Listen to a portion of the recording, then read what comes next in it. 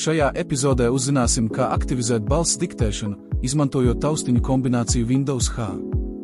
Vai joprojām tev šķiet, ka neraksti datorā pietiekami ātri? Varbūt tavas domas skrien ātrāk nekā pirksti pa klaviatūru? Vai vēlies rakstīt ātrāk? Ir lielisks veids, kā to izdarīt.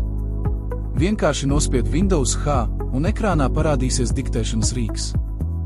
Noklikšķini kursoru jebkurā rakstīšanās laukā, ēpasts, Word dokuments vai citur, kur jāieraksta teksts, sāc runāt un tavs teiktais automātiski pārvērtīsies tekstā jebkurā rakstīšanas laukā. Būsi patīkami pārsteigts, kad uzzināsi, ka iespējams tekstu diktēt arī latviski. Nepieciešamības gadījumā iestatījumos izvēlies citu valodu.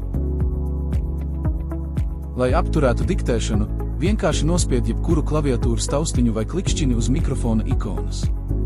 Izmēģini Windows H un pārliecinies, cik viegli ir pārvērst balsi tekstā. Kļūt produktīvākam ir viegli. Sāc jau tagad. Paldies, ka noskatījies. Padalies ar šo video.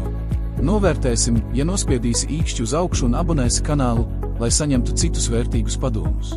Tev tas ir vienkārši, bet mums tas palīdzēs sasniegt vairāk cilvēku, kam šie padomi noderētu.